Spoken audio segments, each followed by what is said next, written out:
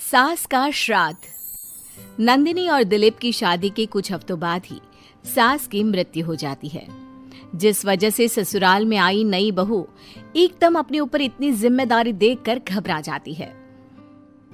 मुझे घर गृहस्थी के बारे में कुछ नहीं पता, सब कुछ कैसे संभालूंगी? मैं तो किसी रिश्तेदार को ठीक से जानती तक नहीं। अगर कहीं कोई गलती हो गई तो लोग क्या कहेंगे? नंदिनी, तुम बेमतलब इतना टेंशन ले रही हो। घर में हम दोनों के अलावा कोई है नहीं। जैसा भी काम करो कोई जज करने वाला नहीं है।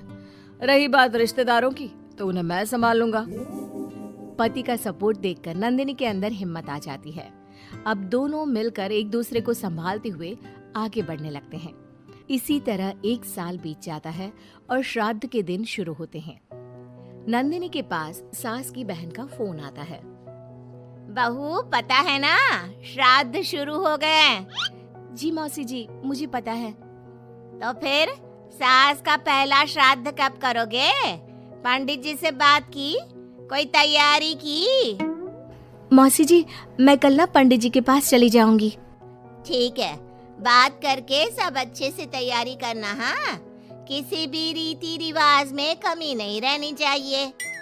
नंदिनी मौसी सास की बात पर तो हाँ बोलकर फोन काट देती है, लेकिन फिर रीति रिवाज और श्राद्ध के बारे में कुछ पता ना होने की वजह से दोबारा टेंशन में आ जाती है। शाम को दिलीप के घर वापस आते ही उस पर अपने सवालों की बारिश शुरू कर देती है। आज मौसी जी ने फोन करके मम्मी के श्राद्ध के बारे में बोला। हाँ, मुझे याद है। तुम पंडित जी से बात कराओ, बाकी फिर वैसे ही तैयारी कर लेंगे। वो तो मुझे पता है, लेकिन मौसी जी ने साथ में रीति रिवाज के बारे में भी बोला, और इस घर की किसी भी रिवाज के बारे में मुझे कुछ भी नहीं पता। देखो, इतना सोचने की जगह जैसा पंडित जी बोले वैसा कर लो, सब सही होगा। अगले दिन दिलीप के ऑफिस जाते ही नंदिनी घर के बाकी सब काम छोड़ पंडित जी के पास जाती है, जो उसे श्राद्ध करने की तारीख के साथ क्या और कैसे करना है सब कुछ अच्छे से समझा देते हैं। घर वापस आते ही नंदिनी मौसी सास को फोन करती है। मौसी जी, 2 दिन बाद मम्मी का श्राद्ध रखा है। ठीक है, आ जाऊंगी। और पहला श्राद्ध है, इसलिए पूरे परिवार को बता देना। सब साथ में पूजा करेंगे तो दीदी को अच्छा लगेगा। मौसी के कहे मुताबिक नंदिनी सबको इन्फॉर्म कर पूजा की तैयारियों में लग जाती है। 2 दिन बाद पूरा परिवार उनके घर इकट्ठा होता है और देखते ही देखते सबके बीच गृह युद्ध शुरू हो जाता है, जिससे नंदिनी और दिलीप की परेशानी कम होने की जगह बढ़ जाती है। तुमने तो बोला था कि परिवार इकट्ठा होगा, सबके साथ काम कैसे निपट जाएगा पता भी नहीं चलेगा। यहाँ तो मुझे ऐसा कुछ होता नहीं दिख रहा।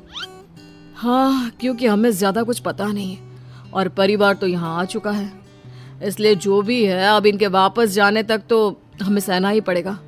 रही बात काम की, तो मैं हूं ना। तुम ना बस परिवार संभाल लो, काम मैं देख लेती हूँ।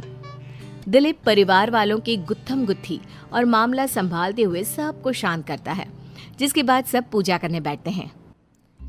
बोलो भला, श्राद्ध वाले दिन इंसान की पसंद का खाना बनता है और भाभी को खीर जान से ज्यादा पसंद थी, पर बहू तुमने तो वो बनाई ही नहीं। वो एक्चुअली मुझे खीर बनानी नहीं आती, कुछ खराब हो जाता तो बहुत नुकसान होता, इसलिए नहीं बनाई, लेकिन बाजार से मंगवाई है, कुछ देर में आ जाएगी। ऐसी तो आजकल की लड़कियां हैं जिन्हें सास की खुशी से ज्यादा नुकसान की चिंता है, जो खीर तक बाजार से मंगवाती है। मौसी जी, मम्मी की खुशी को याद रखते हुए नंदिनी ने खीर का ऑर्डर उनकी पसंदीदा मिठाई की दुकान पर दिया है। अरे बनाएगी नहीं तो सीखेगी कैसे? माफ करना मौसी जी, लेकिन आज पूरे परिवार का खाना बना है और ऐसे में प्रैक्टिस के चलते मैं इतने सारे लोगों के लिए खीर बनाती और अगर जरा भी गड़बड़ हो जाती तो बहुत खाने का नुकसान होता ना, जो अच्छा नहीं होता। नंदिनी की बात को इग्नोर करते हुए मौसी चुप हो जाती है, जिसके बाद सब पूजा करते हैं और कुछ देर बाद खाना खाने बैठते हैं, लेकिन उन्हें वहां भी शांति नहीं रहती। वो कभी खाने में कमी निकालना तो कभी किसी चीज की फरमाइश करना शुरू कर देते हैं। आखिर ये लोग माँ के श्राद्ध की पूजा के लिए आए हैं या बस ये गलत है, ये वैसा क्यों है, ये ऐसा क्यों नहीं, ये चाहिए, वो अच्छा नहीं, ये सब बोलने के लिए? मुझे तो समझ में नहीं आ रहा, यहाँ श्राद्ध की पूजा हो रही है या इनकी पार्टी। जिस हिसाब से कमियां निकाल कर भी उंगलियां चाट चाट कर खा रहे हैं ना, इनकी तो पार्टी ही लग रही है। बस भगवान करे अब और कोई ड्रामा ना हो। दोनों पति पत्नी इसी उम्मीद के साथ मेहमानों को खाना परोसते रहते हैं। कुछ देर बाद ही मौसी सास का चिल्लाना शुरू हो जाता है। हे भगवान, सब इधर आओ। ये देखो, दीदी की तस्वीर के आगे रखी पूजा की पूड़ी पर चींटियां घूम रही है। बहू, तूने दीदी की मनपसंद खीर पूजा में नहीं रखी ना, इसीलिए नाराज हो गई हमारी दीदी। मौसी, आप सबके मन में इस तरह के अंधविश्वास मत भरो। अरे उन्होंने कुछ गलत नहीं बोला। पहले तेरी पत्नी ने घर आते ही हमारी भाभी को ऊपर पहुंचा दिया और अब उनकी आत्मा को भी शांति से नहीं रहने दे रही। इसी के साथ एक एक कर घर में सब अपनी राय देने लगते हैं, जो कुछ ही देर में एक बड़े मुद्दे का रूप ले लेता है, जिसमें सबकी बात और इल्जाम घूम फिर कर नंदिनी या दिलीप पर ही आते हैं। बस करो, आखिर आप लोग हमसे चाहते क्या हो? खुद तो एक दिन भी लड़ाई किए या किसी पर इल्जाम लगाए बिना रह नहीं सकते, तो फिर किस हक से दूसरों को बुरा बोल रहे हो? वो बेचारी जिस दिन से इस घर में आई है सबको खुश करने की कोशिश करती रहती है, लेकिन आप सब उसे टारगेट करने के अलावा कुछ नहीं करते। मौसी जी, आप इतने विश्वास के साथ कैसे कह सकती हैं कि मम्मी नंदिनी से ही गुस्सा है? क्योंकि अभी आप लोगों की हरकतें भी कोई प्यार करने के लायक नहीं है। दिलीप को पहली बार इतने गुस्से में और चिल्लाते देख मौसी के साथ पूरा परिवार चुप हो जाता है। आप लोगों को मुझे जो बोलना है बोलिए, फर्क नहीं पड़ता, लेकिन प्लीज मम्मी के लिए मेरे या दिलीप के प्यार पर उंगली मत उठाइए। माफ करना पर यकीन नहीं होता, एक ही परिवार में लोगों के बीच इतनी कड़वाहट कैसे हो सकती है? सब एक दूसरे को नीचा दिखाने का मौका ढूंढते रहते हैं, सबको दूसरों में कमियां निकालनी है। क्यों? रही बात चींटियों की, तो बस वो तो पूड़ी पर रखी चीनी ले जा रही हैं। आखिर उन्हें भी तो अपने खाने का इंतजाम करना है।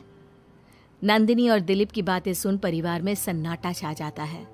सबको अपनी गलती का एहसास होता है, लेकिन गलती ना मानने का गुरूर उन्हें आगे कुछ भी बोलने से रोकता है, जिसके चलते धीरे धीरे सब चुपचाप उठकर अपने घर जाने लगते हैं। अरे सारे कहाँ उठकर चल दिए? बेशर्मो, अब भी तुम्हारे अंदर इतनी शर्म नहीं आई कि एक सॉरी बोल दो? हमने बहू को न जाने कितना परेशान किया, फिर भी उसने पलट कर किसी को कुछ नहीं बोला। नंदिनी, हमें माफ करना। इस साल तो हमारी वजह से सब खराब हो गया, पर वादा करती हूँ अगले साल सब इस परिवार का नया रूप देखेंगे। फिर मैं भी वादा करती हूँ कि अगले साल सबको अपने हाथ की बनाई बढ़िया खीर खिलाऊंगी।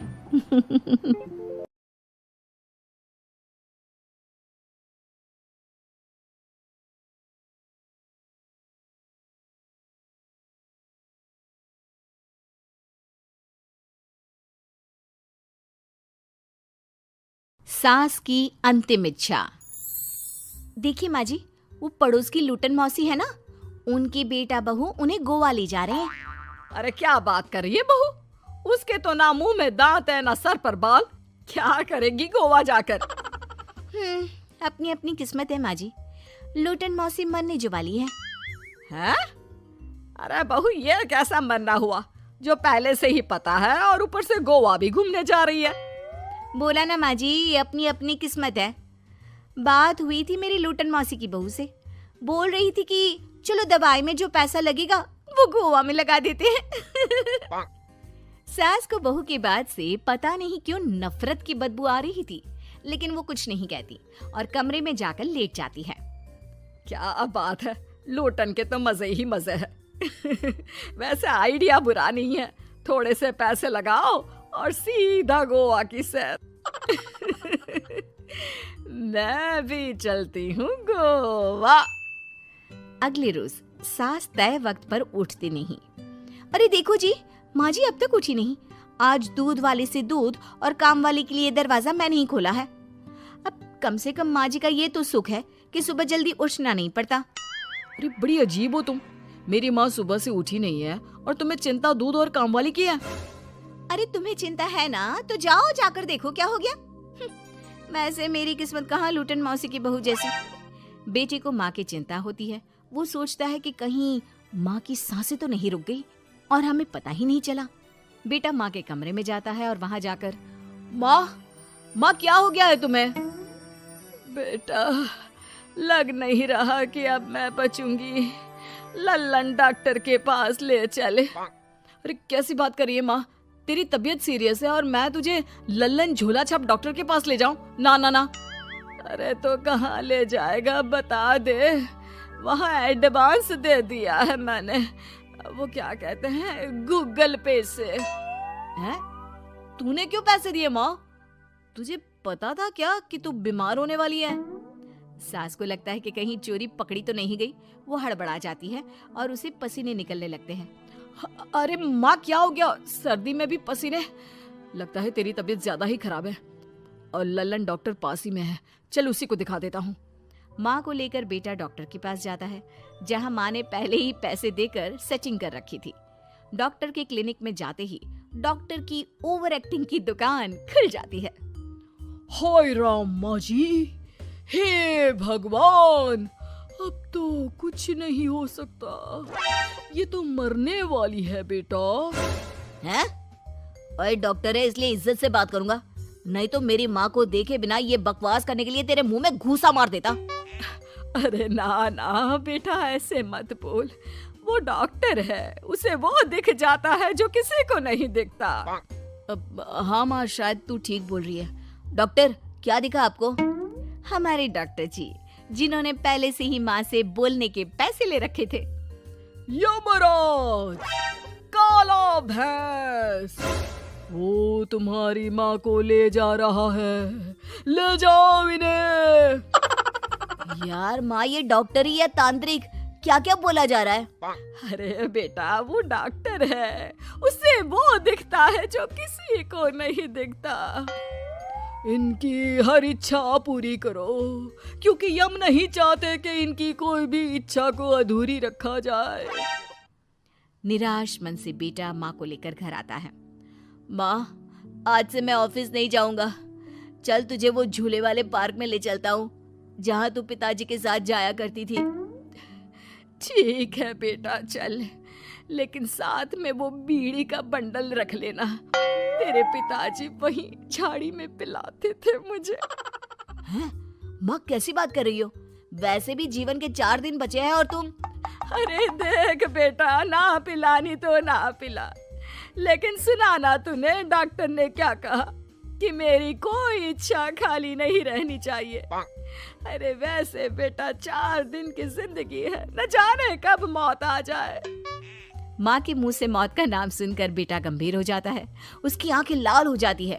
वो माँ का हाथ पकड़ लेता है। माँ को भी लगता है कि उसकी मौज मस्ती कहीं बेटे को डिप्रेशन में ना डाल दे। देख, लल्लन का फोन आया था, बोल रहा था कि हो सकता है मौत ना भी आए, पर इच्छा पूरी करके रख दे। जब जाऊंगी तब तृप्त होकर जाऊंगी, क्यों? तभी बहू की आवाज आती है। माँ जी, आपकी फेवरेट गट्टे की सब्जी बनाई है। सास खाने के टेबल पर जैसे ही बैठने वाली होती है, बहू उनकी चेयर पीछे करती है और प्यार से बिठाती है। बहू शांत हो जाती है। वो माँ को बस देखती है और उनकी हर बात मानती है। रात को जब सास सोने जाती है तो, माँ जी, मैं आपके पैर दबा देती हूँ। आज आप डॉक्टर के पास गई थी, थक गई होंगी ना। बहू का प्यार देखकर सास को हैरानी होती है। वो समझ नहीं पाती कि जो बहू उनके मरने को अपना भाग्य बताती थी, वो आज जब सास मरने वाली है तो दुखी क्यों हो रही है। क्या सोच रही है माँ जी? यही ना कि मैं ऐसा क्यों कर रही हूँ। माँ जी, मैंने आपको हमेशा अपनी माँ माना है। माना आपसे नाराज होती थी, परेशान होती थी, आपकी बातें चुभती थी, लेकिन यकीन माने, प्यार बहुत है आपसे मुझे। सास बहू को गले लगा लेती है। अरे तू क्यों मुंह में डाल रही है? आज नहीं तो कल मुझे मरना ही है ना। बहू रोने लगती है और वहां से चली जाती है। अब तो सास आए दिन कोई ना कोई डिमांड करती, जिसे बच्चे पूरा करते। मुझे ना वृंदावन जाना है, कृष्ण की नगरी देखने। जी माँ जी, हम आपको लेकर चलेंगे। माँ, मैं कल ऑफिस से छुट्टी ले लेता हूँ। बेटा अब आए दिन छुट्टी लेता और माँ को घुमाता फिराता। एक दिन बॉस कहते हैं, रमन क्या बात है, मैं देख रहा हूँ पिछले 1 महीने से तुम ना काम करते हो ना दाम, बस सारा दिन इमोशनल से बैठे रहते हो। ऐसे में तो कंपनी तुमको और नहीं रख पाएगी। मैं खुद ही नौकरी छोड़ने की सोच रहा था बॉस। वो क्या है कि माँ का आज नहीं तो कल कभी भी देहांत हो सकता है। इतना कीमती समय मुझे तो पल पल उनके साथ रहना होगा। पता नहीं कब वो मुझे छोड़कर चली जाए। और बेटा नौकरी छोड़ देता है। माँ मैंने नौकरी छोड़ दी है, आज से मैं तेरे पास रहूंगा। माँ जी, मैंने भी बच्चों का नाम स्कूल से कटवा दिया है। अब हम सब आपके पास ही रहेंगे और आपकी सारी इच्छा पूरी करेंगे। अब सास को लगता है ये तो कुछ ज्यादा ही हो गया। अरे बेटा, नौकरी नहीं करेगा तो खाएगा क्या? बच्चे स्कूल नहीं जाएंगे तो साल बर्बाद हो जाएगा। वो समझ नहीं पाती कि क्या करे, कैसे ये ड्रामा खत्म करे। बेटा, बहू, अब तुम लोगों से एक बात करनी थी। देखो, मैं ना बहुत शर्मिंदा हूँ, मैंने झूठ बोला था, मुझे कुछ नहीं हुआ है। वो तो ये बोलकर सास सारी बात घर वालों को बता देती है। ओ माँ, सच्ची? हे भगवान, मैं जानता था माँ को कुछ नहीं होगा। वाह माँ जी, ये तो बहुत अच्छी खबर दी। मैं तो हलवा बनाने जा रही हूँ। तुम लोग मुझसे नाराज नहीं हो? नहीं माँ जी, हम बहुत खुश हैं कि आपके मरने की खबर झूठी है।